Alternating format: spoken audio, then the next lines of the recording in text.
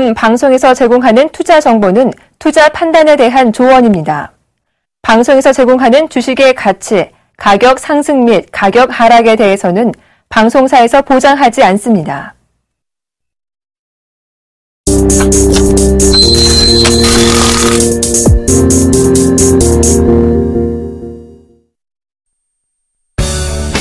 자꾸 빠지는 수익률에 주식 투자가 힘드세요? 이제 힘든 주식 투자는 그만. 차트 속 마디를 알면 누구나 가능한 쉽고 정확한 주식 투자. 마디매매 창시자 정재욱 멘토와 함께라면 당신의 수익률도 달라질 수 있습니다. 여러분 안녕하십니까. 대박플러스 시즌2 화요일을 책임지는 남자 정재욱 멘토입니다. 7월 1일입니다. 그죠? 상반기가 끝이 났죠? 나름 이제 화요일이 아니라 하반기 시장을 어느 정도 이제 계획을 좀 세워야 될 것 같습니다. 저는요, 1년에 총 3번의 계획을 세웁니다.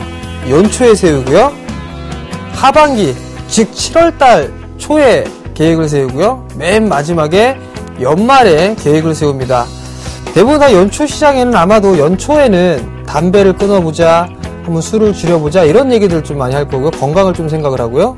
그 다음에 하반기 때가 돼서 이제 얘기를 하게 되면 상반기 때 못했던 걸 한번 하반기에 해보자라는 계획을 세우거든요. 과연 시청자분들은 올 상반기에 나름대로 세웠던 계획들이 잘 진행이 되고 있는지 그게 궁금한데요. 만약에 지키지 못하셨다라면 저처럼 하반기에 대한 계획을 다시 한번 세워보시기 바랍니다. 자, 대박플러스 시즌2 참여 방법부터 소개 말씀을 좀 드려보도록 하겠습니다. 대박플러스 시즌2는요, 3가지 방법이 있습니다. 전화상담과 문자상담, 그리고 홈페이지를 이용한 방법이 있는데요. 먼저 전화상담은요, 02-3153-2611, 2612 2대의 전화를 설치를 했습니다. 좀 더 수월하게 상담해드리고자 2대의 전화를 설치했으니까요, 많이들 전화 주시고요. 문자는요, 무료 문자입니다. 013-3366-0110번으로 문자를 보내주시면 되고요. 마지막으로 홈페이지를 이용한 방법이 있습니다. 서울경제TV의 홈페이지죠. www.cntv.co.kr 종목 상담 신청 게시판을 이용하시면 무엇이든 올려주시면 실시간으로 상담이 가능하다라는 점 말씀을 드리도록 하겠습니다. 자, 오늘 시장 7월의 첫날이었었죠. 나름대로 이 극과 극이 갈리는 그런 모습들이었다라고 좀 먼저 말씀을 드려보고 싶습니다. 거래소 시장은 좀 밀려내렸습니다. 그리고 코스닥 시장은 반대로 큰 폭의 좀 상승을 했었죠. 6월달 마무리가 되고 상반기가 마무리가 되면서 윈도우 드레싱이 들어왔었죠. 그리고 난 이후에 금일 같은 경우는 일정 부분의 차익 매도가 좀 나와주는 그런 모습이었습니다. 반대로 코스닥 같은 경우는 매수가 좀 강하게 유입이 되는 그런 모습들이 나타났었습니다. 결국 시장의 흐름들을 좀 보게 되면 외국인과 개인 쪽은 매수를 해줬고요. 그 다음에 기관 쪽에서는 매도가 나왔네요. 근데 여기서 좀 특이하게 봐야 될 부분들은 코스닥 시장입니다. 코스닥 시장 기관 쪽에서 574억, 그리고 외국인 쪽에서는 245억의 큰 폭의 매수를 해주는 그런 모습들이 나타났었거든요. 이렇다는 얘기는 거래소보다는 코스닥, 즉 대형 섹터보다는 중소형주가 조금 더 유리한 시장이 전개되지 않겠나라고 좀 예상을 해볼 수가 있을 것 같습니다. 지난 시간에 이 실적에 대한 부분들 좀 말씀을 드렸을 겁니다. 그죠? 그때 당시에 제가 뭐라고 말씀을 드렸죠? 삼성전자의 실적이 좀 하향 조정되고 있는 그런 모습들이 나타나면서 대형주에 대한 EPS 증가치가 감소가 되는 그런 모습들이 나타났었죠.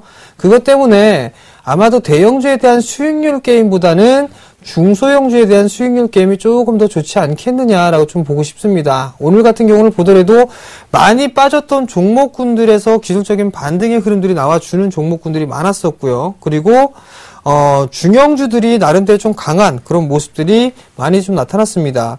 자, 시가총액 상위 종목군들을 보게 되면 거래소 시장 같은 경우는 지금 상위 15종목 중에 단 4종목만 상승을 했습니다. 네이버, 그 다음에 한국전력, SK텔레콤, 현대중공업, 이 4종목만 상승을 해주는 그런 모습들이 나타났었거든요. 그렇다는 얘기는 지금 대형 섹터들보다는 중소형 쪽 섹터에 좀 더 포커스를 맞추고 있다라고 좀 보셔도 좋을 것 같아요. 근데 금일 같은 경우 코스닥의 흐름을 보게 되면 이 시가총액 상위 15종목 중에 단 2종목만 빠졌습니다. 대부분 다 보합 내지는 강보합, 즉 강세의 흐름으로 마무리가 됐다라는 거. 특히나 오늘 같은 경우를 보게 되면 LED 쪽 섹터의 종목군들이 상당히 좀 강한 모습들이 나타났었고요. 내수주들도 나름대로 좀 괜찮은 모습들이 나타났습니다. 그리고 IT 부품주들도 기술적인 반등의 흐름들이 나와줬었죠. 여기에서 이제 체크를 해야 될 부분들은 이겁니다. 바닥을 치고 나서 반등이 나왔는데 여기에서 이제 추세가 전환될 것이다 라는 부분들을 생각을 하기보다는 일단 역배열 종목군들은 기술적인 반등에 나와줬다라고 좀 생각하시는 게 좋을 것 같습니다. 그렇다고 해서 무조건적으로 잘라내는 그런 전략보다는 어느 정도 이 마디를 좀 계산을 해본다든가 아니 이동평균선을 좀 본다든가 그 부분들을 좀 체크를 해서 단기적으로 끊어줄 수 있는 타협점을 좀 찾아보시는 게 좋겠다라고 말씀을 드려보도록 하겠습니다. 자, 또 한 부분들을 좀 살펴보게 된다라면 환율적인 부분들이 있을 겁니다. 여전히 원화 강세가 지속이 되고 있는 그런 상황들이기 때문에 2분기 때도 내수 쪽 섹터들이 조금 더 수익이 좀 좋은 그런 모습들이 전개가 될 것이다. 결국엔 환율에 대한 부분들, 환율의 수혜를 받는 종목군들이 2분기 때도 실적을 이어갈 것이다 라고 좀 보셔야 될 것 같고 필히 관심권에게 좀 놓고 봐야 된다 라고 좀 말씀을 드려보도록 하겠습니다. 어찌 되었던 간에 거래소 시장은 뭐 지수로만 따져보게 되면 빠져야 뭐 1960이고요. 올라가야 2050입니다. 그러니까 차별화는 지속된다라는 점. 그리고 코스닥은 계속 누가 코스닥 죽는다 얘기를 하는데요. 그 근거를 저한테 좀 갖고 오십시오. 그 맞다라면 제가 돈 싸들고 가서 배우겠습니다. 대부분 기술적 차트만 보고 이거 코스닥 죽는다라는 얘기를 하는 사람들이 상당히 있거든요. 근데 그거는 다 근거 없는 얘기다라는 말씀 드려보도록 하겠습니다. 외국인 쪽에서 매수를 해주는 거 잠깐 화면을 좀 보시면서 말씀을 좀 드려보도록 할게요. 거래소 같은 경우는 올해 상반기만 보게 되면 2조 4천억 가까이 좀 매수를 해줬어요. 연기금이 3조 4천억 가까이 매주했습니다. 근데 코스닥만 볼게요. 자, 코스닥을 보더라도 외국인들은 여전히 7천억 가까이 매수를 해놓고 있습니다. 연기금 마찬가지로 2,300억 이상 매수를 해주고 있는 그런 모습들이거든요. 근데 여기서 어떤 근거로 죽는다라는 얘기를 하는 건지 그 부분들이 저는 상당히 좀 궁금하다라는 점. 또 하나 2분기 어닝 시즌 때는요. 수익률 게임은 대형 섹터보다는 중소형 섹터들이 훨씬 더 몇 배 이상 수익이 날 거라는 거 이 자리를 통해서 말씀을 드려보도록 하겠습니다. 그러니까 너무 많이 빠졌다고 해서 코스닥 두려워하지 마시기 바랍니다. 근본이 있는 주식들은 분명히 그 근본에 맞게끔 걸맞는 상승을 보일 수 있다는 점 다시 한번 목소리 높여서 말씀을 드려보도록 하겠습니다. 자, 오늘 시황은 여기서 조금 마무리를 짓도록 하겠고요. 지난 종목 AS를 좀 가져봐야 될 것 같습니다. 한 종목이 손절이 좀 나간 종목이 있습니다. 수익이 조금 났다가 손절이 좀 났는데 그 부분 좀 다음 기회에 조금 이따가 말씀을 좀 드려보도록 하겠고요. 자, 다산네트웍스 한번 볼게요. 총 6종목에서 7종목 좀 편입이 됐을 거예요. 다산네트웍스가 약 20%가 조금 넘는 수익이 좀 발생을 하고 있죠. 신고가에 대한 흐름들을 기록해주고 있고요.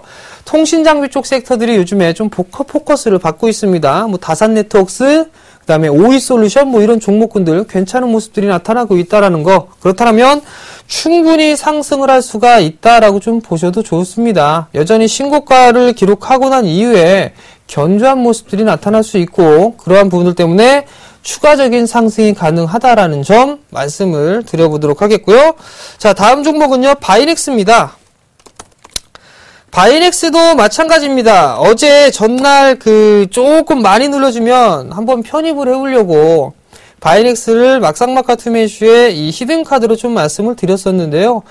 매수가가 도달하지 못했습니다. 그래서 결국엔 편입에 실패를 했는데 대박플러스의 포트로 좀 구성이 돼 있기 때문에 일단은 그걸로 좀 만족을 하도록 하겠고요. 바이넥스 또한 마찬가지입니다. 턴어라운드가 좀 기대가 되고 있다라는 거. 월봉과 주봉과 일봉 모두가 정배열되어 있는 그런 종목이다. 그죠? 그래서 삼성에 대한 수혜를 좀 받을 수 있다라는 점.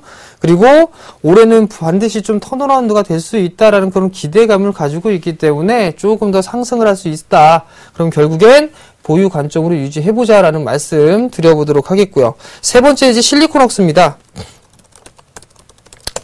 실리콘웍스는 주구장창 말씀을 좀 드려보고 있습니다.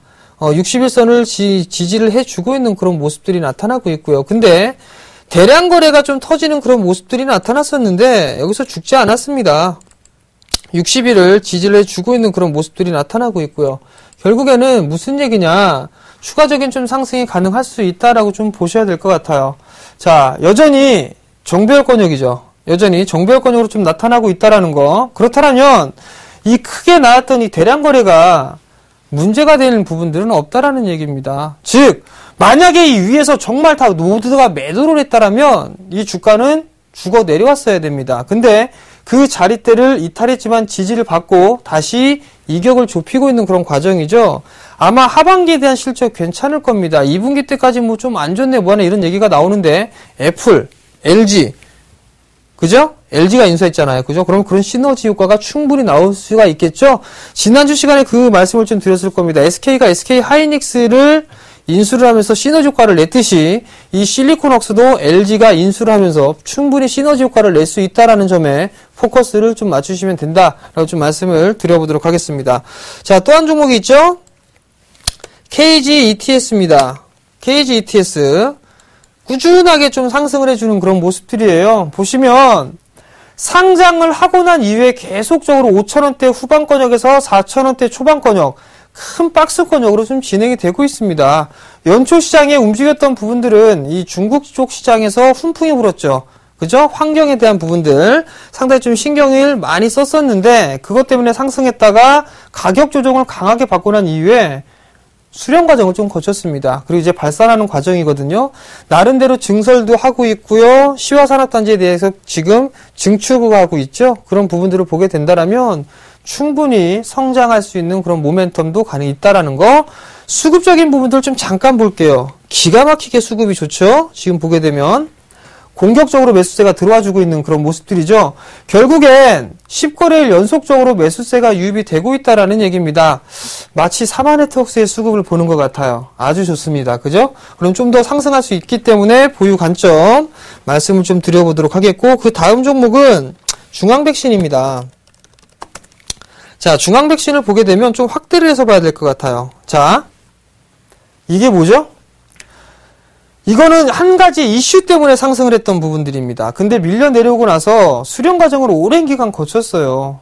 그쵸? 그리고 난 이후에 정배열 초입 구간에 지금 머물러 있는 그런 모습들이거든요. 그렇다는 얘기는 조금만 움직이면 크게 움직일 수도 있다는 얘기입니다. 우선 14,000원대 중반권역에서 15,000원 부분까지는 상승할 수 있다라고 보고 있습니다. 그렇다고 이게 일회성 테마 요인이냐? 그게 아닙니다. 실적이 나름대로 나오고 있고 해외 매출이 연평균 20% 이상씩 성장을 해 나가고 있다라는 거. 그렇다면 충분히 실적에 대한 부분들은 나올 수가 있다라는 거. 기본적으로 어떤 테마를 접근한다라고 하더라도 기본적인 실적이 나와줘야지만 가능하다라는 점, 그런 부분들을 놓고 봤을 땐 충분히 상승이 가능하다라고 좀 보셔도 좋을 것 같습니다. 다만 좀 숨고르기가 나와주고 있는 그런 상황들이지만 추세적으로는 상승 추세대를 그릴 수 있다라는 거에 포커스를 좀 맞추시고 접근을 하시면 괜찮을 것 같다라고 좀 말씀을 드리겠고요. 마지막 종목입니다. 자, 마지막 종목인데 세아제강이에요. 세아제강을 보시게 되면 아마 이 부분들을 좀 말씀을 드렸을 거예요. 아마도 요 날이, 이거는 좀 쓰면서 얘기할게요. 요 날이 빠진 날이 제가 대박 플러스를 했던 날이었을 거예요. 그때 제가 요래 선을 한번 찍어 드렸을 겁니다. 이렇게. 그래서 추세 하단권역에 나오게 되면 이 121선 지지 라인대에서 기술적인 반등이 나올 겁니다. 라는 부분들 말씀을 드렸을 거예요. 10만 한 6천원대에서 5천원대 요 자리대를 좀 말씀을 드렸었고, 그렇다면 저기에서 반등이 나올 수 있습니다. 라고 좀 말씀을 드렸을 거란 말이에요. 근데 여기 다음 부분들에 좀 봐야 될 부분들은 뭐냐면 지지가 되고 난 이후엔 기술적인 반등이 나온다고 했어요. 그죠? 그러면 이 폭에 대한 절반의 되돌림이 나와주겠죠. 되돌림이 나왔는데 20과 60이 데드크로스가 발생을 하면서 밀려 내려왔단 말이에요. 그래서 시장이 좀 안 좋았었기 때문에 저점을 깼지만 바로 회복을 해줬습니다. 바로 회복을 해주는 그런 모습들이기 때문에 아직까지 추세가 깨졌다라고 보지는 않습니다. 왜냐하면 과거에 대박 플러스를 했을 때 아마 저는 3이라는 숫자를 상당히 좋아합니다. 라는 거 말씀을 좀 드렸을 거예요. 왜냐하면 단기적으로 저점 자리대가 이탈이 되고 났을 때 3거래일 이내에 회복을 해주는 그런 모습들이 나타나게 된다면 추세를 인정해줍니다라는 부분들 말씀을 좀 드렸을 거예요. 아마 기억이 안 나시는 분들은 옛날 프로그램 한번 돌려보시면 될 것 같고요. 여전히 여기서 이제 수렴 과정 거칠 겁니다. 이렇게 수렴 과정을 좀 거치다가 다시 한번 이렇게 올라갈 수 있는 그런 모습들이 나타날 겁니다. 1차적으로 목표가를 도달했었어요. 목표가를 도달했었는데 조금 더 욕심을 내기 위해서 가보지 못했던 길을 갔기 때문에 목표가를 14만원으로 좀 올렸었는데 13만 5,500원을 찍어주고 난 다음에 바로 밀려내렸습니다. 대응을 좀 못했던 부분들이 좀 안타까운 부분들이지만 여전히 살아있다라는 거, 2분기 때도 아마 실적은 괜찮게 나올 것이다 라고 좀 말씀을 드려보도록 하겠습니다. 자, 이제 종목 AS는 여기서 좀 마무리를 짓도록 하겠고요. 정재훈 멘토와 함께하는 주식 재테크 본격적으로 시작해 보도록 하겠습니다.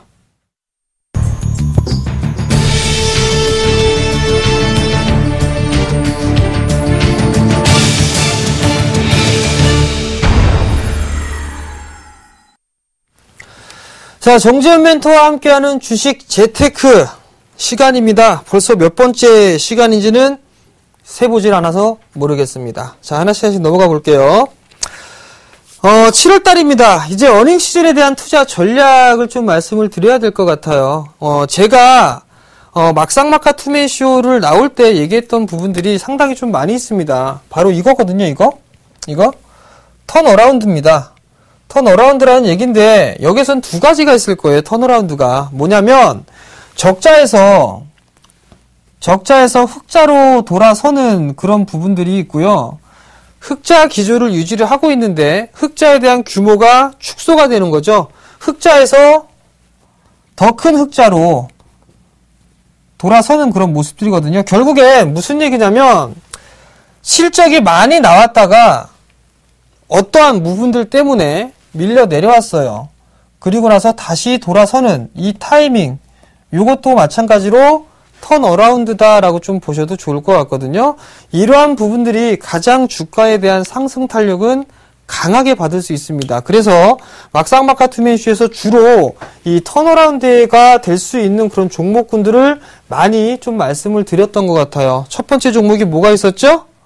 하치라는 기업이 있었을 거예요. 두 번째가 사마 네트워크스라는 기업이 있었고요. 그 다음에 또 뭐가 있었죠? 하림홀딩스라는 기업이 있었죠.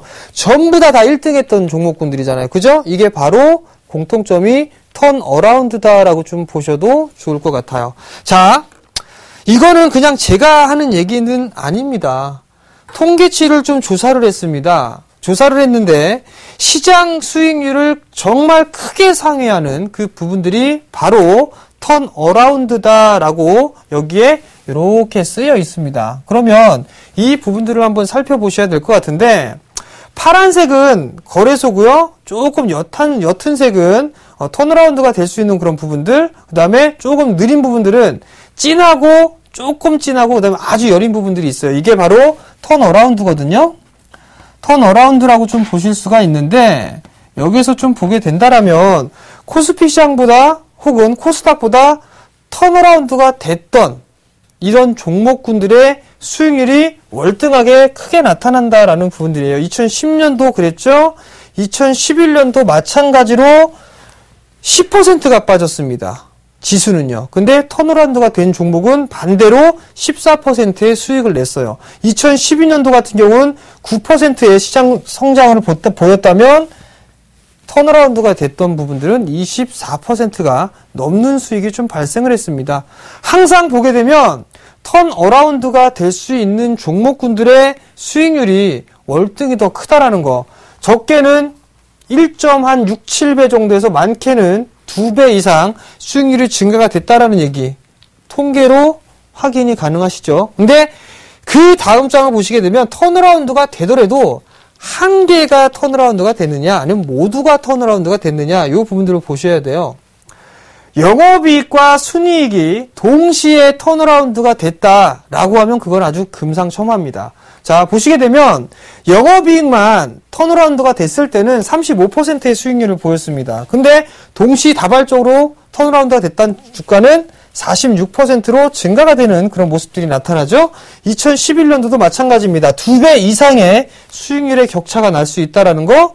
2012년도는 약 1.5배 정도, 그리고 2013년도에는 약 3%가 더 높은 수익률을 내고 있다는 얘기예요. 결국엔 어닝 시즌 때마다 어떠한 섹터를 잡아서 갈 것이냐가 첫 번째 포인트가 될 것 같거든요. 그럴 때는 턴어라운드가 될 수 있는 그런 종목군들을 많이 발굴을 하는 게 좋다라는 얘기입니다. 그러면 여기에서 물음표가 딱 하나 생길 겁니다. 물음표가 생기는 게 뭐냐면 이 턴어라운드가 될 수 있는 종목을 어떻게 찾죠? 어떻게 찾을까요? 이게 하나 물음표로 남아있을 수가 있을 것 같아요. 왜냐하면 개인 투자자분들 같은 경우는 정보에 대한 부분들이 저희보다는 조금 부족합니다. 그죠? 재테크를 통해서 하기 때문에 이쪽에 시간 할애를 하기가 상당히 부족하단 말이에요. 결국엔 무슨 얘기냐면 대박 플러스 시즌2, 그죠? 그 다음에 막상막하 투맨쇼, 이 프로그램을 자주 보셔야 돼요. 꾸준하게. 그죠? 대박 플러스는 매주 화요일, 막상막하 투맨쇼는 월요일과 목요일. 이건 놓치지 말고 보셔야 됩니다. 그래야 좋은 종목군들을 말씀을 드릴 수 있다라는 점 말씀을 드리도록 하겠고요. 자, 여기를 보시게 되면 제가 시황관을 갖는 거와 이 화면이 똑같다라고 좀 보셔도 좋을 것 같아요. 무슨 얘기냐면 2014년도는 주식 투자를 하기에 가장 좋은 해입니다 라는 거를 말씀을 드렸을 거예요. 전제 조건이 뭐였었죠? 경기 회복입니다. 그죠? 경기 회복이라는 전제 조건을 깔고서 가장 좋은 해가 될 것입니다 라는 부분으로 말씀을 드렸죠. 이때는요, 2003년도 때와 2004년도 때도 마찬가지로 경기가 회복이 돼서 이제 확장으로 접어들 구간이었었습니다. 마찬가지로 경기가 확장되는 그런 구간이었단 말이에요. 근데 여기에서 뜬금없이 무슨 얘기냐, 돌아서고 나서 확장 국면으로 돌아서니까 턴어라운드 종목군들의 수익이 약 200% 가까이 되더라. 턴어라운드가 됐던 게 200% 정도가 되고, 이때 당시에 코스피에 대한 상승은 약 110%, 그 다음에 코스닥 같은 경우는 85%의 상승을 했습니다. 결국엔 이 모습들만 따져보더라도 코스닥 대비해서는 2배 이상의 수익률을 올릴 수가 있다라는 얘기고, 코스피로 따져보게 되면 적어도 1.8배 이상 더 높은 수익이 난다라는 얘기입니다. 결국 턴어라운드가 됐다라는 얘기는 성장성이 부각이 될 수 있다라는 얘기겠죠. 그렇기 때문에 턴어라운드에 관련되어 있는 그런 종목군들을 이 어닝 시즌 때는 포인트로 맞추시고 대응을 하셔야 된다라는 얘기입니다. 예를 들어서 한번 볼게요. 한국전력을 예를 한번 들어볼게요. 자, 여기에서 한 가지만 더 말씀드릴게요. 경기 주가는요, 주가는 경기에 얼마만큼 선행한다라는 얘기를 좀 많이 하죠. 그죠? 경기에 6개월 정도를 선행한다라는 얘기를 합니다. 근데 이게 참 아이러니하게 맞아 떨어집니다. 어디에? 대형주에. 대형주에는 이 부분들이, 이 공식이 맞아 떨어집니다. 그 종목군들 하나씩 볼게요. 한국전력을 보세요. 한국전력은 지금 이 파란색 실선으로 되어 있는 게 주가입니다. 주가. 그리고 이 막대기 바로 되어 있는 부분들은 누적 분기의 영업이익이에요. 보시게 되면 주가는 지금 영업이익이 흑자로 돌아서기 전부터, 즉 흑자로 돌아섰던 시기는 요 시기였었죠. 요 시기. 그죠? 요 시기에 6개월 전서부터 주가는 바닥이 나오고 상승 추세대를 유지를 하면서 상승을 해줍니다. 이 얘기는 무슨 얘기냐면, 아, 얘네들이 먼저 턴어라운드가 되겠구나라는 걸 외국인이 됐든 기관이 됐든 알고 있는 거죠. 그렇기 때문에 큰 자금이 들어가야 되기 때문에 오랜 기간 동안 매집을 하겠죠. 그리고 나서 실적이 돌아서는 모습이 되게 되면 본격적으로 쏘아올리는 그런 모습들이 나타나죠. 지금 여전히 한국전력 주가 좋습니다. 주가 좋은 모습들은 이만큼 실적이 좋게 나타나기 때문이다. 그리고 PBR 기준으로만 따져봐도 0.5배가 되지가 않습니다. 결국 쉬었다 더 가겠죠. 더 가는 흐름들이 나오기 때문에 관심 있게 좀 봐야 되는 부분들이고, 요즘 아주 핫하죠. SK 하이닉스 같은 경우도 마찬가지입니다. 주가는 적자가 이때 당시 적자가 나오고 있는 그런 상황임에도 불구하고 우상향을 진행을 했었단 말이에요. 결국엔 알고 있다는 얘기죠. 6개월 전부터 이미 알고 있는 그런 상황들이 진행이 됐었고 기관 쪽과 외국인 쪽에서는 상당히 공격적으로 매수를 했습니다. 그럼 여기에서 또 하나 물음표가 나올 겁니다. 뭐야? 2분기 실적 발표하면 이미 이렇게 올라 있을 거 아니야? 라는 생각을 하실 거예요. 그죠? 그렇다면 제가 방송 가지고 나올 이유가 없잖아요. 무슨 얘기냐면 대형주들은요. 기관이 됐든 외국인이 됐든 먼저 알고 선취매를 진행을 합니다. 그렇기 때문에 저희들이 큰 수익을 노리기엔 상당히 조금 타이밍을 놓쳐버리는 수가 있습니다.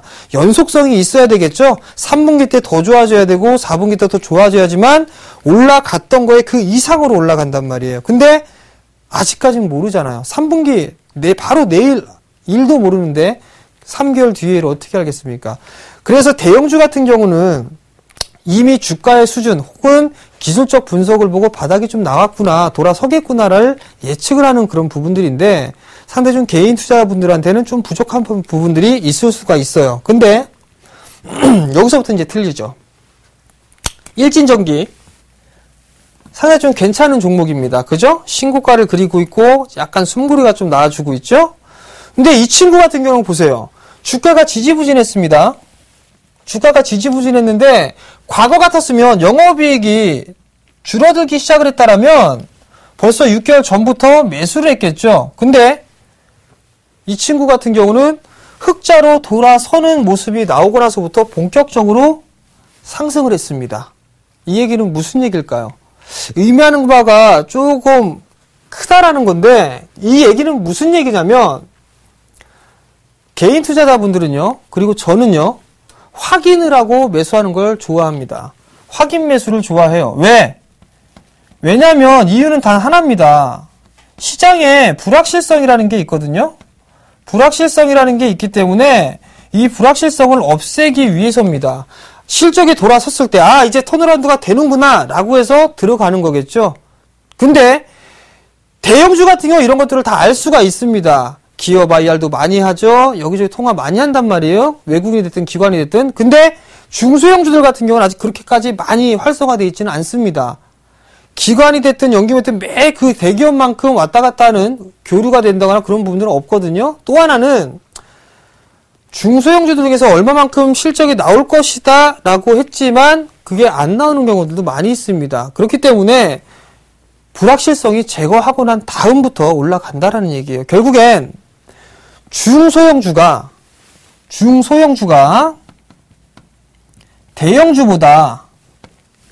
대형주보다 어닝 시즌 때에는 수익률이 훨씬 더 크다라고 말씀을 드리고 싶은 부분들입니다. 그래서 제가 아까 말씀을 드렸을 거예요. 시황을 말씀을 드리면서 코스닥 시장 왜 안 되느냐라는 말씀을 드리면서도 중소형주의 수익률 게임이 대형 섹터보다는 훨씬 더 큰 수익이 날 수 있을 겁니다. 라는 걸 말씀드린 이유입니다.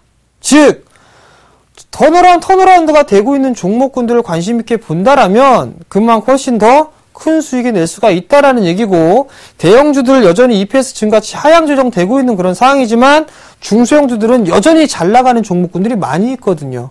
그렇기 때문에 충분히 여기 계신 이 방송을 시청하고 계신 투자자분들, 개인 투자자분들 충분히 좋은 수익을 낼 수 있다라는 점 말씀을 좀 드려보도록 할게요. 어닝신 투자 전략에서 예를 들어서 갖고 왔어요. 동국산업, KT뮤직, 그 다음에 제가 여러분들께 말씀을 드렸었던 하츠 이런 종목이 있었죠. 이게 왜 했나 차트를 좀 보면서 말씀을 좀 드려보도록 할게요. 자, 차트를 좀 보시게 되면 먼저 동국산업 볼게요. 자, 동국산업을 보시게 되면 자, 보세요. 얘 안 올라갔습니다. 주가. 그죠? 이거 좀 확대해서 볼게요. 자, 이제 올라가기 시작하고 있어요. 이제. 그죠? 이제 올라가고 싶겠는데 그러면 무슨 얘기일까요? 얘가 혹시 2분기 실적이 좋은 거 아니야? 라는 걸 생각해 볼 수가 있겠죠? 근데 1분기 실적 한번 볼까요? 자, 1분기 실적을 보게 되면 어떻게 됐나요? 작년에 4억이었습니다. 적자. 당기순이익 15억 적자였습니다. 매출 오히려 더 늘어났어요.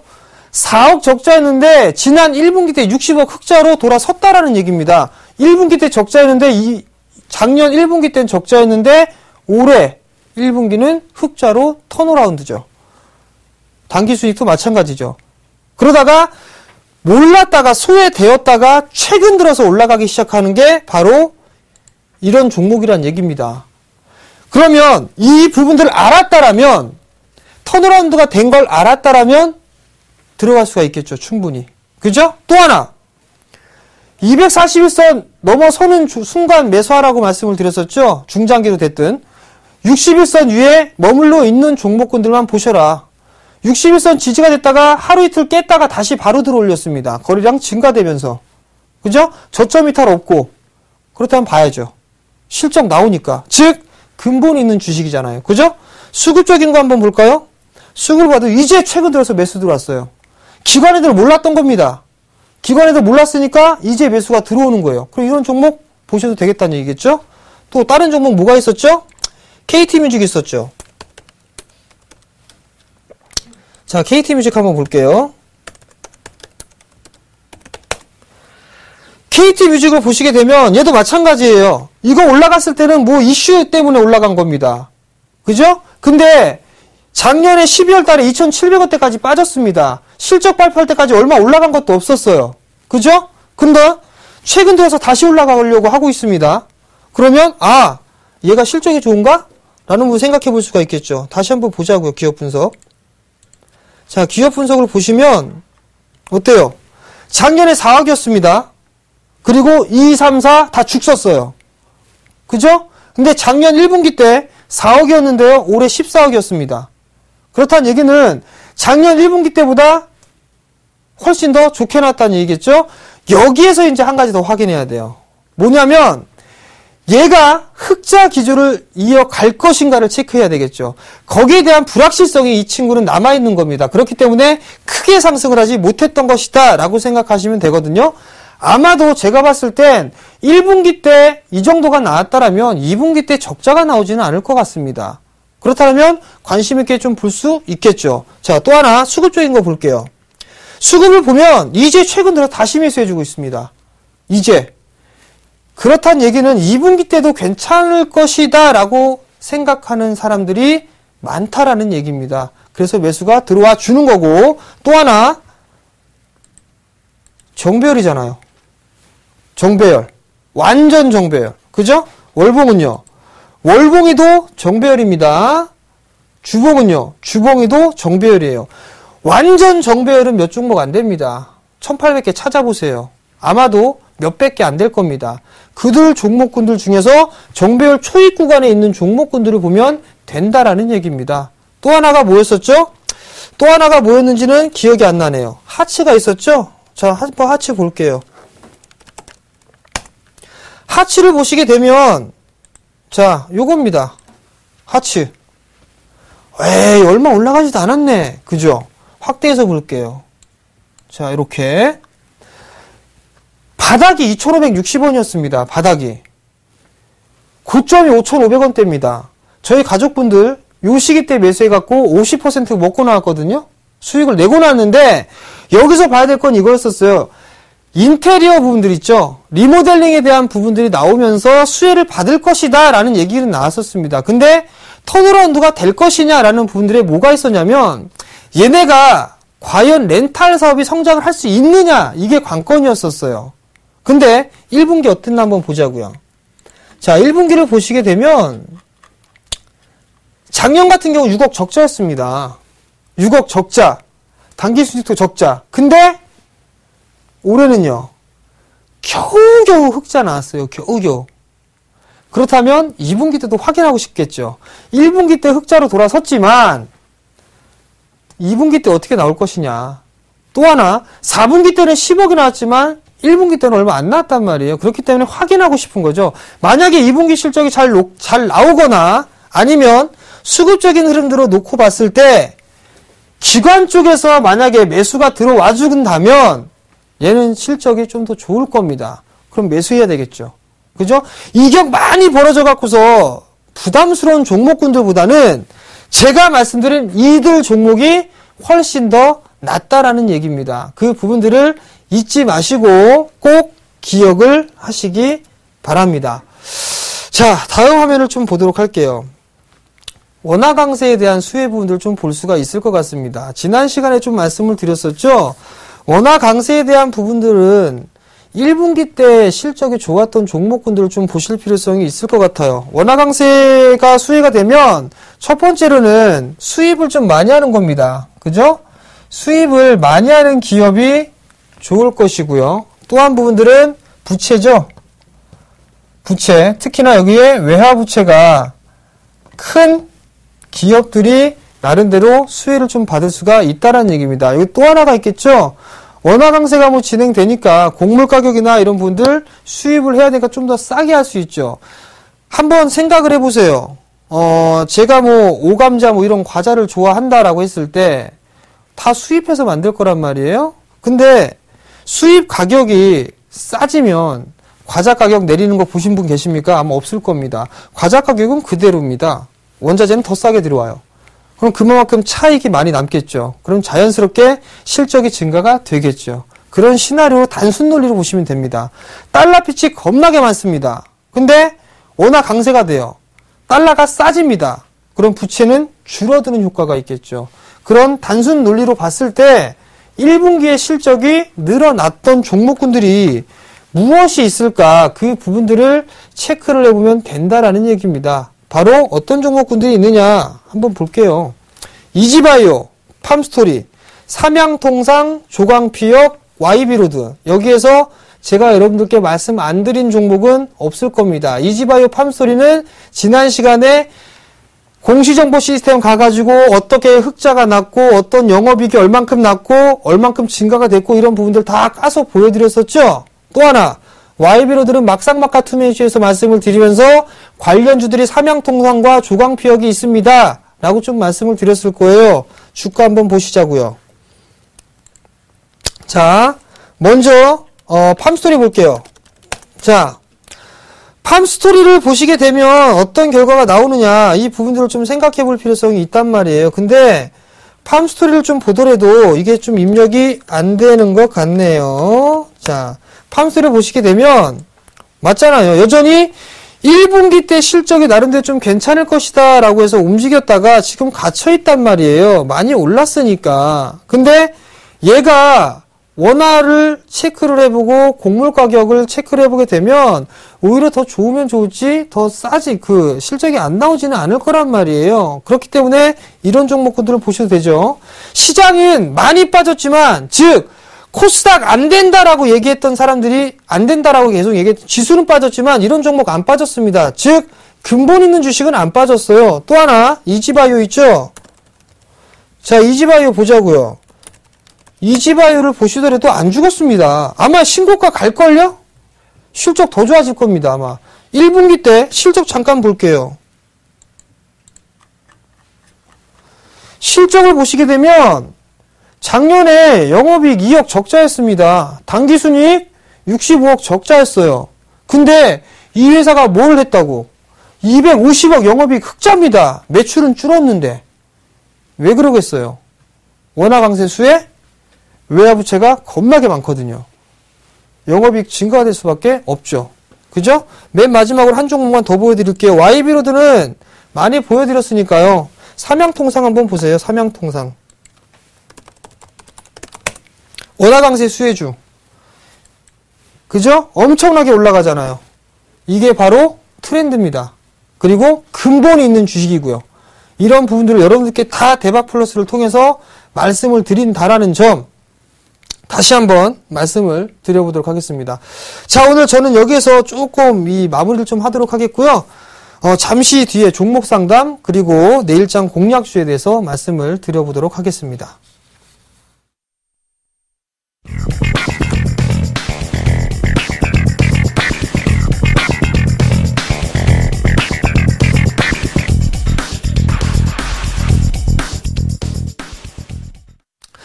자, 이제 종목 상담, 포트폴리오 상담을 시작해야 되겠죠? 전화가 와 있나요? 한번 받아볼게요. 여보세요? 여보세요? 네, 안녕하세요. 네, 안녕하세요. 네, 반갑습니다. 포트폴리오 상담을 좀 신청을 하셨어요. 네네. 근데 골고루 좀 다 사셨네요, 일단. 네. 네, 일단 포트폴리오 좀 말씀을 드릴 테니까 만나 좀 확인 좀 해보세요. 네, 에이블 맞습니다. CNC를 23,600원에 40%를 매수하셨고요. 네. 루멘스를 9,500원에 30%, 한진중공업 8,500원에 20%, 카프로 5,180원에 10% 이렇게 매수하셨어요. 네네, 맞습니다. 네, 다 맞으세요? 네네. 고수신가 봐요. 아닙니다. 일단 포트도 좀 괜찮게 매수를 다 하셨어요. 이렇게 하나에 치중되지 않게 골고루 좀 매수를 하셨는데, 네. 정말 훌륭하게 종목 선정을 잘 하셨거든요. 근데 아쉬운 게 조금 있습니다. 네. 아쉬운 게 뭐냐면요. 네. 주식은요, 대장주를 사셔야 돼요. 그것만 좀 이해를 좀 해주세요. 네네. 네, 그 다음에 역별 종목군들 위주로 좀 종목이 좀 가지고 계세요. 네. 근데 역별 종목이 운이 좀 일단 좋으셨던 것 같아요. 하나씩 좀 말씀을 좀 드려볼게요. 네. 자, 에이블 CNC는요, 네. 지금 수익이 좀 나고 계세요. 근데 이 종목 같은 경우는 여기에서 이 코스맥스나 한국콜마처럼 이렇게 올라가기는 좀 힘듭니다. 네. 실적에 대한 부분들을 좀 확인을 해보셔야 되거든요. 네네. 그렇기 때문에 일단 이 종목은 뭐 수익이 23,600원이니까 수익이 좀 나고 계세요. 네. 근데 제가 말씀을 드리고 싶은 거는 보유를 좀 해보자라는 말씀을 좀 드려보고 싶어요. 왜냐면 종목에 대해서는 조금 하위권역에 있는 종목을 매수를 하셨지만 주도 섹터를 일단 선택을 하셨어요. 네. 그렇기 때문에 추가적으로 아마 상승은 나올 겁니다. 네. 일단 26,000원 정도를 좀 목표가로 좀 잡고 보세요. 네. 26,000원 정도를 좀 잡으시면 나름대로 좀 괜찮을 것 같거든요. 네네. 그리고 리스크 관리 자리대를 좀 말씀을 드려야 될 것 같은데, 이 리스크 관리 자리대는 지금 매수가가 23,600원인데, 제가 좀 타이트하게 좀 잡았어요. 네. 22,500원 자리대 있거든요. 그 22,500원 자리대가 깨지면 리스크 관리 좀 하고 나오는 전략? 그 네. 부분들을 네. 좀 말씀을 좀 드릴게요. 네, 감사합니다. 네, 그 다음에 두 번째 종목은 루멘스예요. 네. 루멘스 최근에 매수하셨나요, 혹시? 매수를 하고 떨어졌습니다. 아, 그러셨구나. 네. 자, 이것도 많이 빠졌구나라고 해서 매수를 하셨던 것 같아요. 그죠? 네네. 근데 오늘 대량 거래가 터졌어요. 네. 또 하나 수급을 잠깐 보게 되면 수급이 양매수가 처음 들어왔습니다. 그죠? 그러니까 여기서 어떻게 해야 되냐면 조금 더 갖고 가세요. 네. 목표가는 한 11,000원 정도 보시면 될 겁니다. 네. 네, 11,000원 정도를 갖고 가시고요. 그 다음에 리스크 관리 자리 때는요, 9,000원 잡아드릴게요. 9,000원. 네. 네, 그것만 깨지지 않는다라면 아마 11,000원까지 올라갈 거니까 가지고 가시라는 말씀 드릴게요. 네, 감사합니다. 자, 그 다음에 한진중공업이 있어요. 네. 만약에요, 저는 이 종목을 수익이 만약에 나고 있지가 않다. 네. 라고 했으면 바로 매도 시켰을 거예요. 약간 수익입니다. 그죠? 네. 네. 약간 수익인데요. 제 개인적인 생각은요. 전 매도하고 나오셨으면 좋겠어요. 왜냐면 아직까지 이쪽 섹터는 안 되거든요. 네. 그냥 낙폭과에 따른 기술적인 반등이에요. 그러니까 이거는 제가 목표가를 잡아드린 거는 약 한 9,500원 정도를 좀 잡아드렸거든요.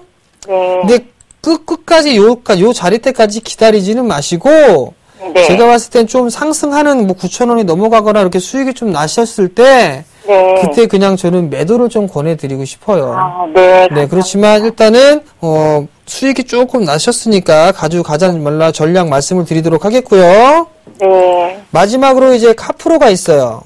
네. 카프로는 바닥을 이제 다졌단 말이에요. 네. 그렇기 때문에 대량 거래 터졌고 이것도 조금만 더 가져가 보세요. 왜냐하면 화학 섹터들은요. 네. 대형주 같은 경우는 서서히 돌아서는데 네. 뭐 이렇게 카프로나 송원산업이나 이런 중소형 화학주들은요. 실적이 안 좋을 때 확 안 좋아지는 습성이 있는 반면에 네. 좋아지면 확 좋아지는 습성이 있어요. 그러니까 이 종목 같은 경우는 조금만 더 가지고 가보셔도 괜찮을 것 같거든요. 네. 그 대신에 목표가는 좀 짧게 잡아드렸어요. 네. 한 5,700원 정도? 그 정도를 좀 보시면 좋을 것 같아요. 5,700원 정도. 네네. 그리고 손절가는 약 한 4,800원 정도로 이것도 좀 짧게 잡아드렸거든요. 네. 요렇게 좀 잡아보시면 될 것 같고요. 네. 그다음에 1, 2, 3, 4 이렇게 해가지고 100%의 비중을 다 채우셨어요. 네. 그러면 한진중공업을 매도하시게 되면 약 한 20% 정도가 남거든요. 네네. 그죠? 그러면 대형주를 좋아하세요? 중소형주를 좋아하세요? 저는 중소형주를 좋아합니다. 그죠? 중소형주를 좀 좋아하시게 되면 네. 제가 몇몇 종목 좀 말씀을 드려볼게요. 네. 자, 우선 이지바이오라는 종목도 있어요. 네. 얘 많이 올라갔는데 얘는 더 올라갈 겁니다. 이분 시점 훨씬 더 좋아질 거예요. 네. 그러면 팜스토리라는 종목군들도 있겠죠? 네네. 그런 종목군들 좀 보시면 되고요. 그 다음에 조금 뒤에 제가 바로 내일장 공략해볼 만한 종목 말씀드릴 거거든요. 네. 그거 보셔도 돼요. 네. 아시겠죠? 최근 들어서 네. 멘토님이 이렇게 추천해주시는 종목으로 제가 수익을 네. 매일 거의 많이 냈습니다. 아, 너무 감사합니다. 감사하게 생각합니다. 네, 일단 다음 종목도 한번 보시고요. 좀 여유있게 네네. 한번 해보세요. 네, 감사합니다. 네. 자, 잠시 뒤에 내일장 공략 중 말씀드리도록 하겠습니다. 검색창에 샘플러스를 입력하시고 전문가 방송을 클릭하시면 서울경제 특급 전문가들이 여러분의 수익률을 책임집니다. 주식 투자 샘플러스와 함께하세요. 자, 내일장 관심있게 볼만한 종목입니다. 오늘은 PPT 준비를 안 했어요. 왜냐고요? 빨리 늦을 것 같기 때문에 준비를 안 했습니다. 제가 한 번쯤 소개를 시켜드렸던 종목입니다. 바로 HTS를 바로 보면서 말씀을 드려보도록 할게요. KT 서브마린입니다. 자, 턴어라운드라고 했어요. 그죠? 정배열 초입이라는 말씀을 드렸습니다. 가장 좋은 게 월봉이와 주봉이와 일봉이가 정배열 되어 있다는 게 좋다고 했어요. 어떤 기업인지는 아마도 막상막하 투맨쇼를 통해서 말씀을 드렸을 겁니다. 못 보셨던 분 한번 다시 돌려보기를 한번 보시고요. 가장 중요한 건 실적입니다. 실적 바로 한번 까서 보여드릴게요. 자, 실적을 보시게 된다라면 작년에 11억이었어요. 그죠? 작년 4분기에 적자였었는데 바로 1분기에 흑자로 돌아섰고 전년 동기 대비보다 3배 가까이 늘어났습니다. 매출도 마찬가지로 늘어나는 모습들이 나타나고 있고요. 그렇다는 얘기는 자연스럽게 실적도 증가가 될 수 있겠구나 라는 생각을 하시면 좋을 것 같고요. 수급 오늘 이제 매수 들어왔네요. 기관 외국인 양매수 들어왔습니다. 계속 매도 나왔다가 그럼 나갈 사람 나갔고 살 사람 샀다라는 얘기겠죠. 마지막 기술적 분석입니다. 뭐 길게 볼 필요성 없을 것 같아요. 월봉이가 정배열입니다. 그죠? 주봉이 볼게요. 주봉이도 정배열입니다. 그죠? 마지막 일봉. 이제 정배열로 만들고 올라가고 있죠. 그렇다면 충분히 매수해볼 만하다. 자, 매수 전략 말씀드리겠습니다. 오늘 종가 5,800원입니다. 5,800원인데요. 매수 단가는요, 5,700원에서부터 5,400원까지 매수 포인트 잡아보시면 될 것 같고요. 목표가는 일단 짧게 1차적으로 6,700원 정도 제시를 해드리도록 하겠고요. 손절가는 4,900원을 제시를 해드리도록 하겠습니다. 자, 이번 주도 상당히 좀 숨가쁘게 달려왔습니다. 그죠? 근데 아마도 어닝 시즌 때 중소형주들 수익률 더 좋을 거고요. 막상막하 투맨쇼 그리고 대박 플러스 시즌2 시청을 꾸준하게 하시면 나름대로 괜찮을 겁니다. 자, 공지사항이 있는데요. 제가 월요일부터 목요일까지 공부방 진행합니다. 다시 할 겁니다. 공부해서 수익 내자라고 하죠. 저녁 10시입니다. 막상막하 투맨쇼 끝나고 바로 하니까요. 공부 관심 있으신 분, 종목 관심 있으신 분들 많이들 들어오시고요. 강연회가 또 있습니다.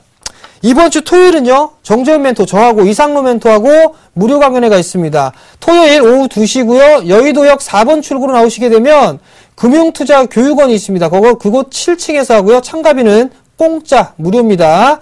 많이들 참여해 주시고요. 다음날, 일요일에는요, 정재훈 멘토 저 혼자 진행을 합니다. 7월 6일 일요일 오후 1시에 진행을 하고요. 우리투자증권 목동 지점에서 진행을 합니다. 무료지만 선착순 20분만 모시고 한다라는 거 말씀을 좀 드려보도록 하겠고요. 문의사항은요, 1577-7451번으로 문의를 하시면 될 것 같습니다. 어닝 시즌은 제가 수익을 상당히 좀 많이 냅니다. 그러니까 강연회, 공부방 많이들 오셔가지고요. 좋은 수익 내시기 바랍니다. 저는 다음 주 화요일 날 다시 찾아뵙겠습니다. 시청해주셔서 감사합니다.